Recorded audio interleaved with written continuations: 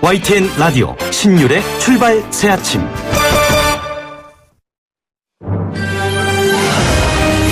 매주 수요일 정치 좀 하는 중년들의 동창회가 열립니다. 고품격 정치 토크 정중동.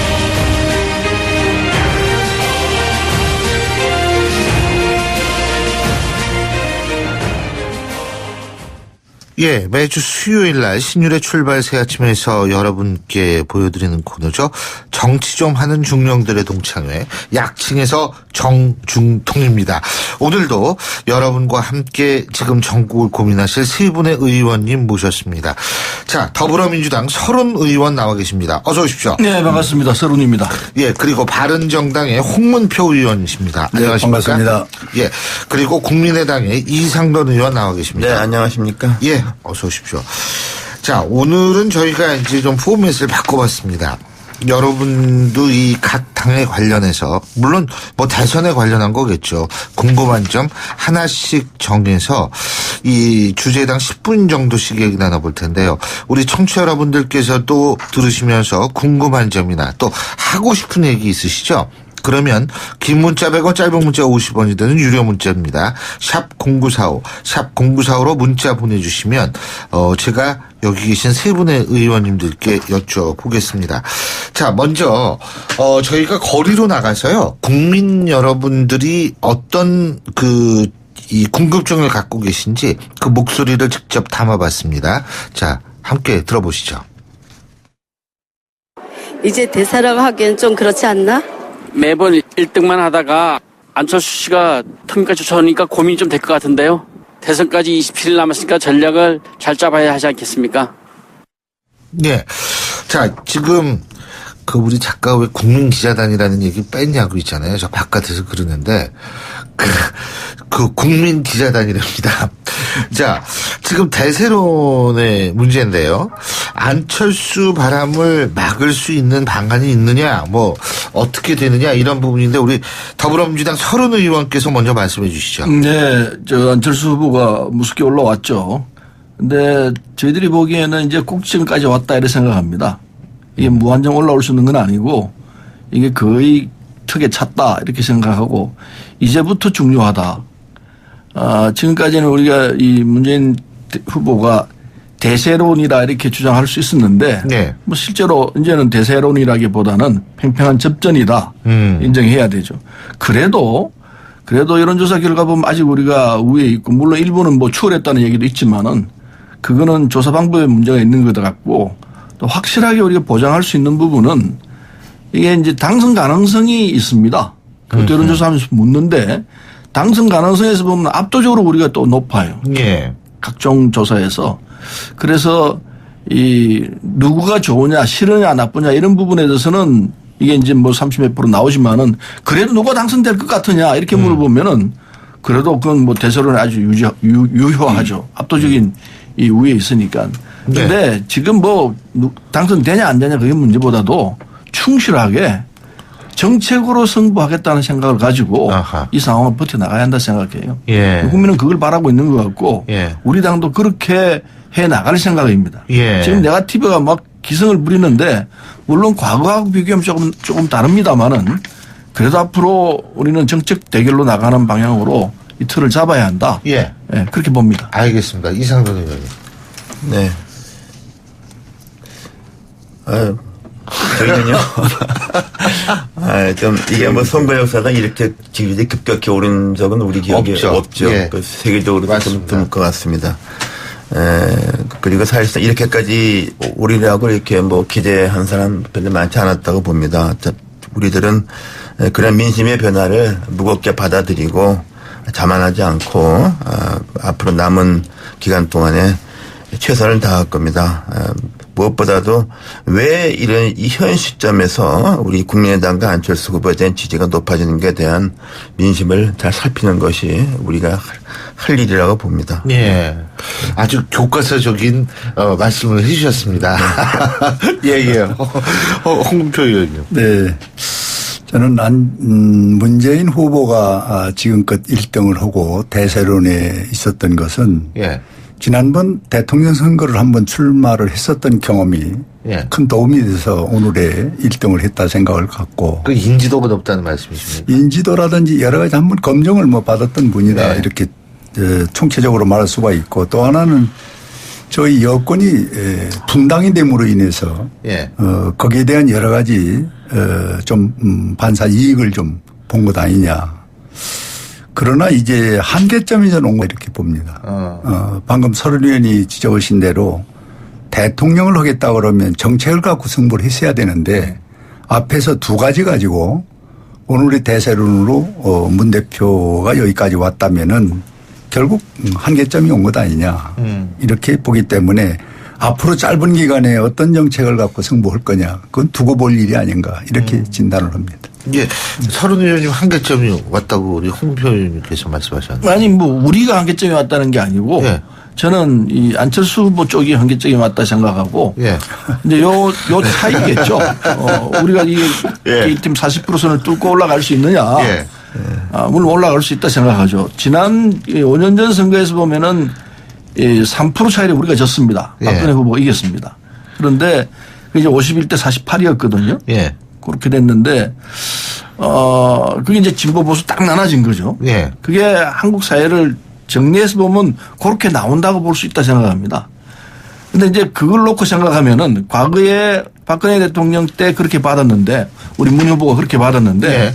이번 상황에서는 박근혜 대통령의 형편없는 이런 이 국정 운영 결과 거기에 대한 부담 부분들이 있어가지고 박근혜 대통령이 지지했던 분이 다 떨어져 나가는 상황 아닙니까? 예. 거꾸로 이쪽으로도 오고 우리 쪽으로도 오고. 예. 그래서 48% 지지에 플러스 알파가 될 것이라고 저는 생각하죠. 플러스 알파가 될 플러스 것이다. 알파가 될 것이기 때문에 예. 결국은 그게 아무리 적게 본다 하더라도 예.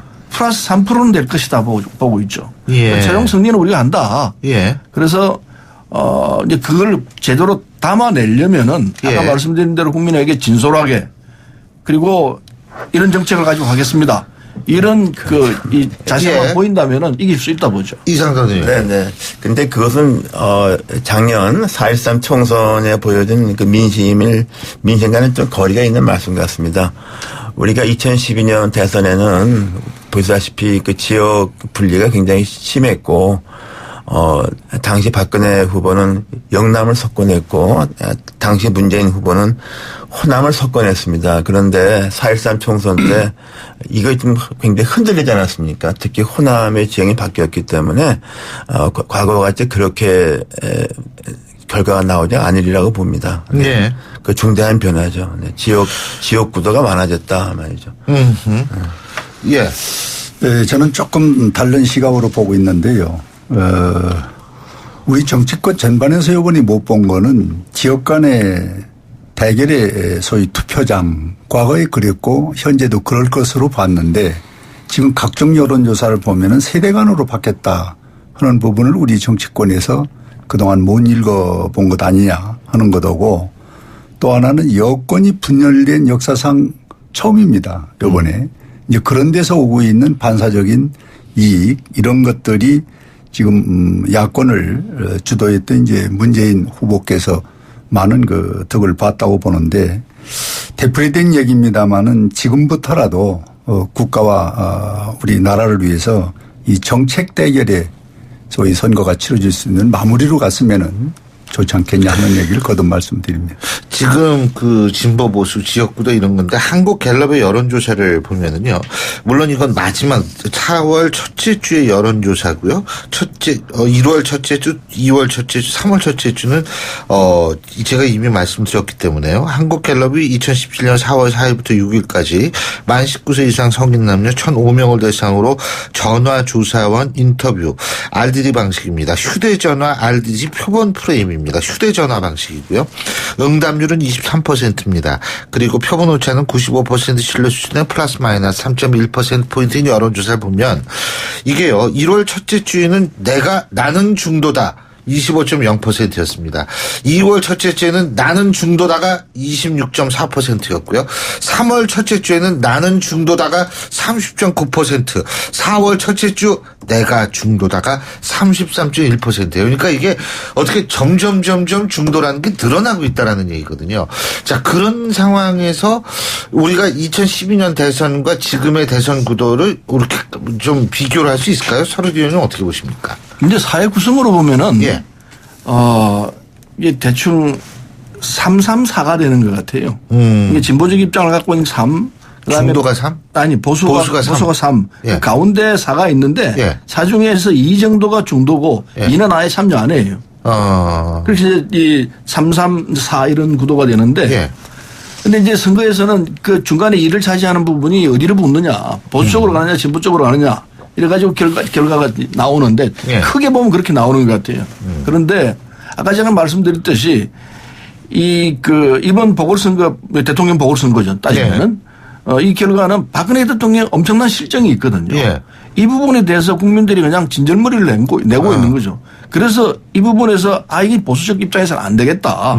내가 최소한 중도로 돌아가든지 아니면 진보적 입장으로 이 나라 상황을 바꿔야 되겠다. 이 생각들을 갖고 있다고 생각합니다. 그게 전면에 깔려 있습니다. 예. 그래서 이게 나중에 결국은 선거 때 이제 힘을 발휘할 것이라고 보고 있는 거죠. 거기 이제 우리 쪽이 유리한 구도로 간다고 해석을 할 수밖에 없는 상황이죠. 예.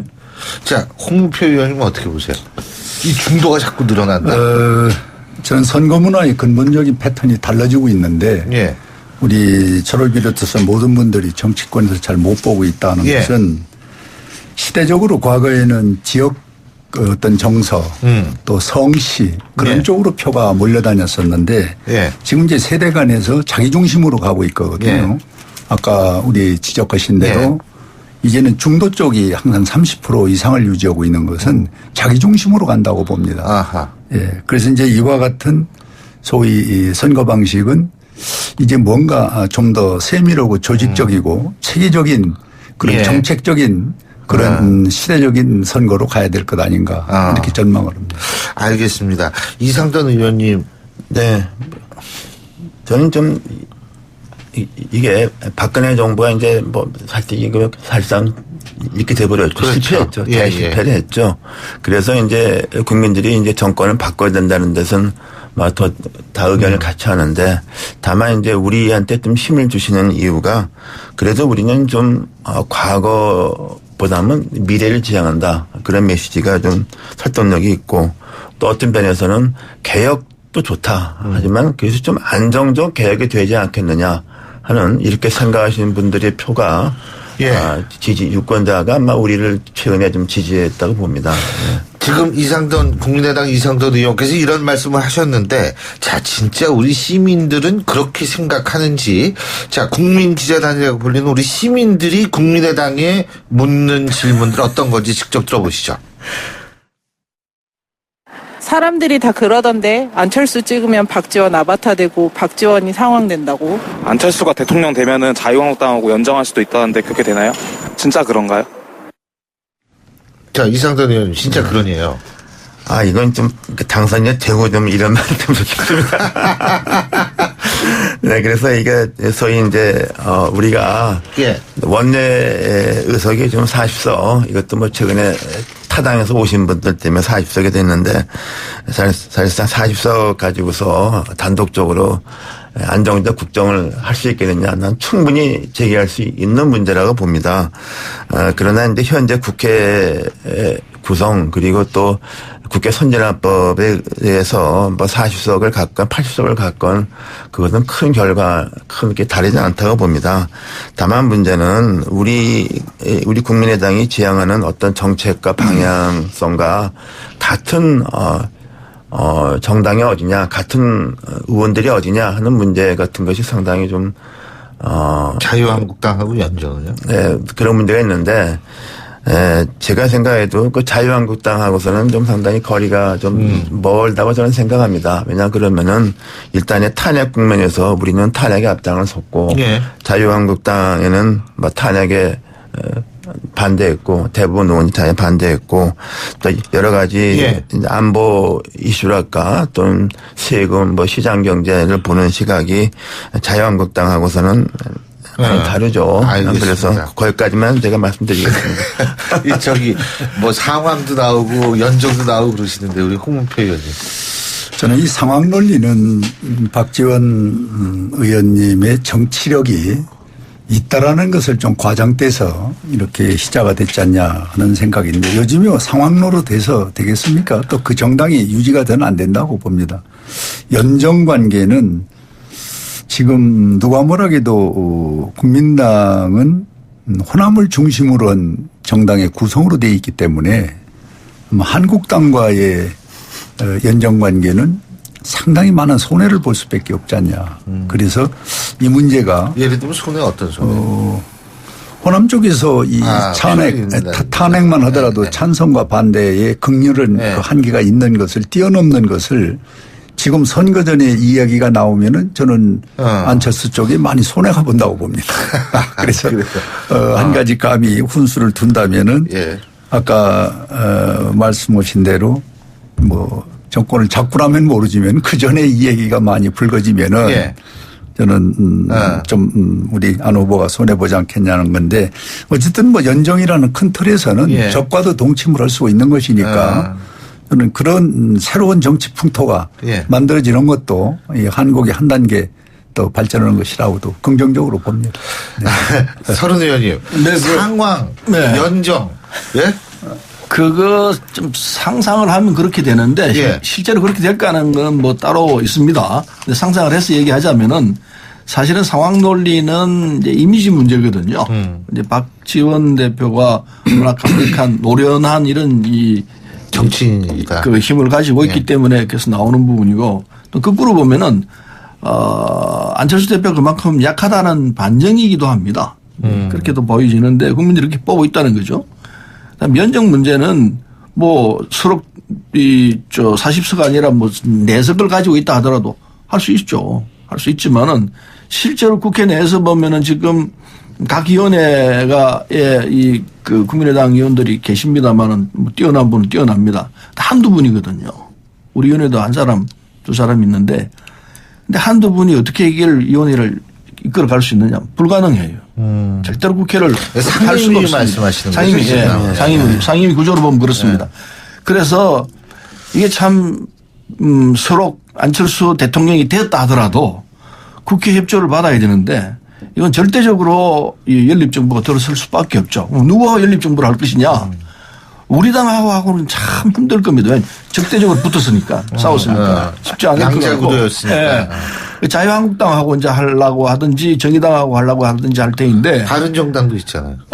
그렇죠. 바른정당이 있죠. 저 말씀 잘못했습니다. 정의당은 안 될 겁니다. 자유한국당이 주구가 될 터인데 자유한국당은 탄핵에 반대했던 분들이거든요.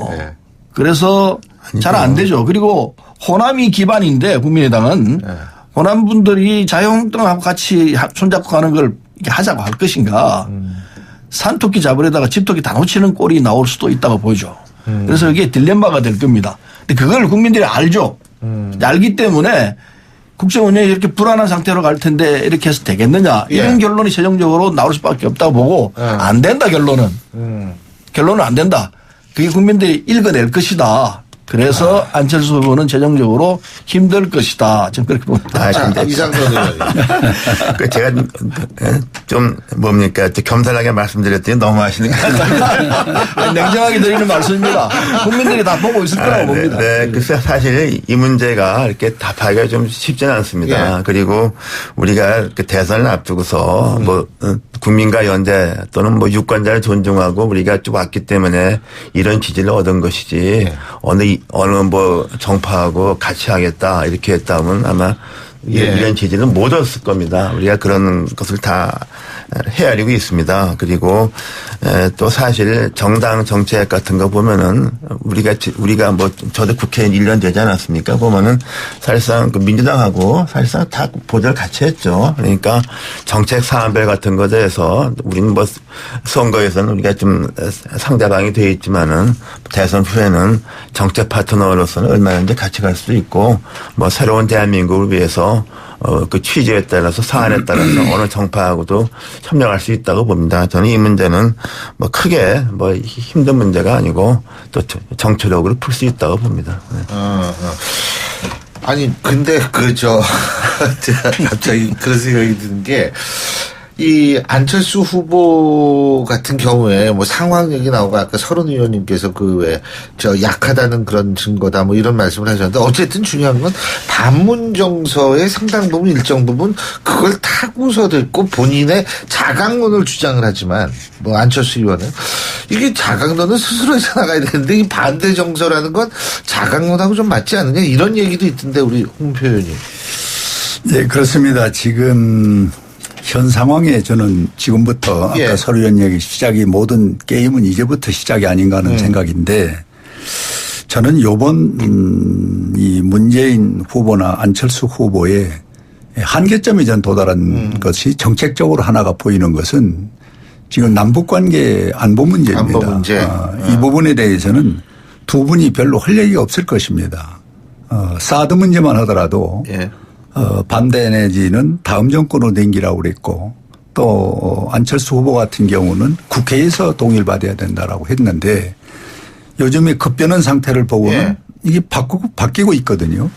이 안보는 사전에 안보를 해야지 터지고 나서 군복 입고 뭐 총 들고 나간다는 것은 저는 의미가 없다. 그래서 두 분의 안보 문제는 우리 국민에게 상당히 지금 실망을 주고 있다. 알겠습니다. 자, 한마디씩 듣고 저희가 여기 마무리하죠. 우리 서른 의원님부터 지금. 네. 뭐 안보 문제가 있습니다만은 안보를 튼튼히 하는 것은 국민과 그리고 일치된 지도자가 있을 때 가능하다고 생각합니다.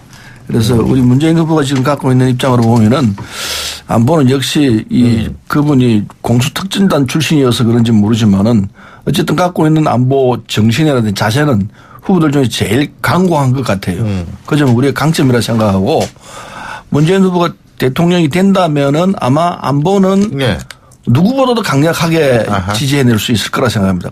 가령 김대중 대통령 때 보면은 연평해전에서 우리가 이겼습니다. 김대중 대통령을 보는 시각이 예전에 어땠습니까? 뭐 심지어 빨갱이라고 막 그랬지 않습니까? 그런데 연평해전을 우리가 이겨냈습니다.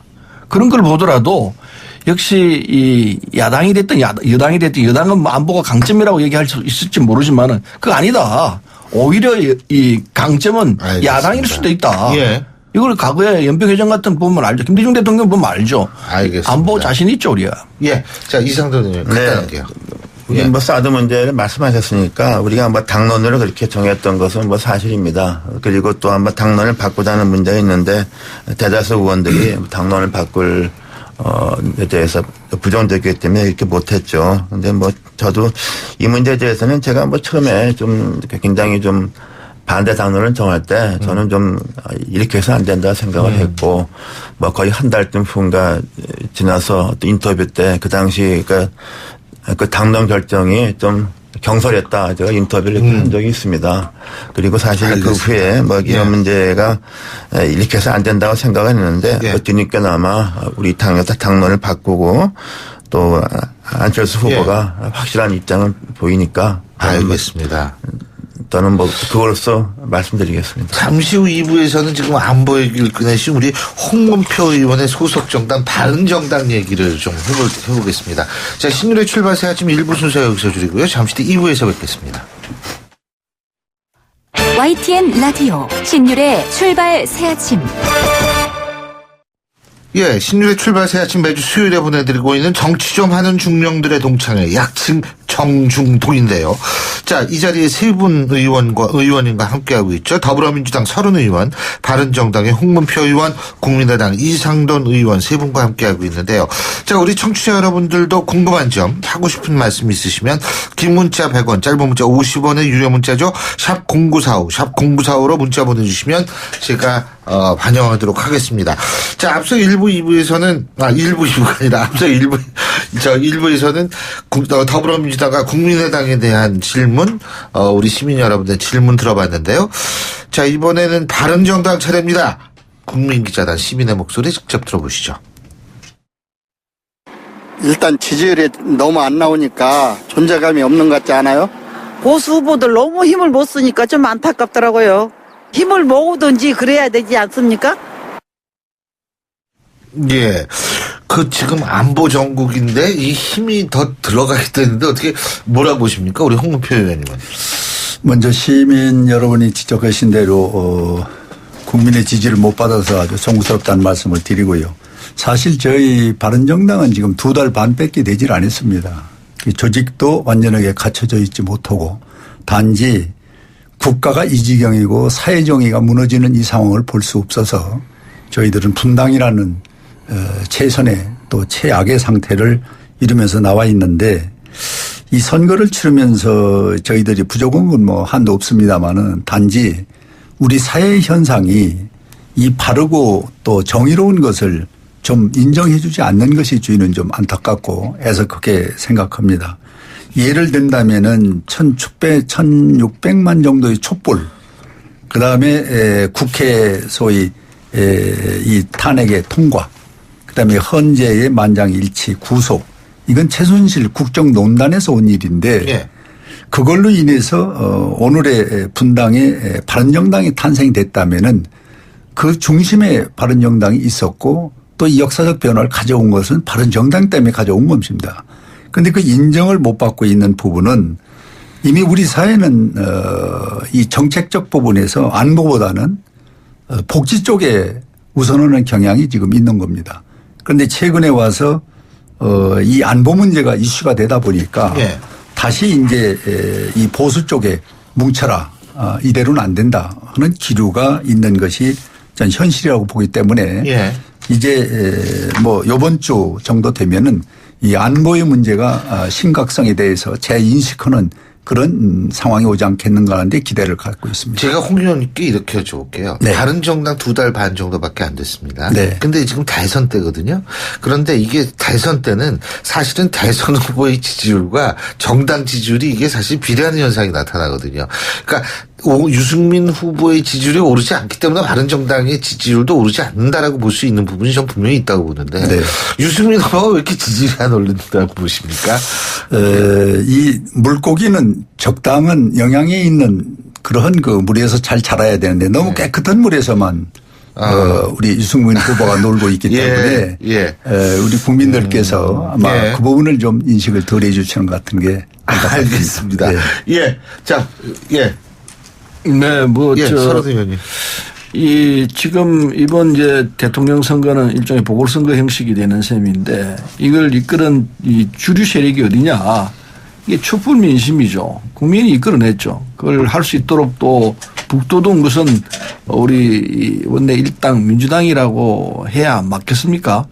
민주당이 촉발을 시키니까 자유한국당이 이제 분화가 돼서 바른정당이 나왔고 아직도 자유한국당 그대로 있습니다만은 이름조차 바꿨죠. 근데 이 구도에서 사실은 자유한국당은 후보 내에서는 안 되죠.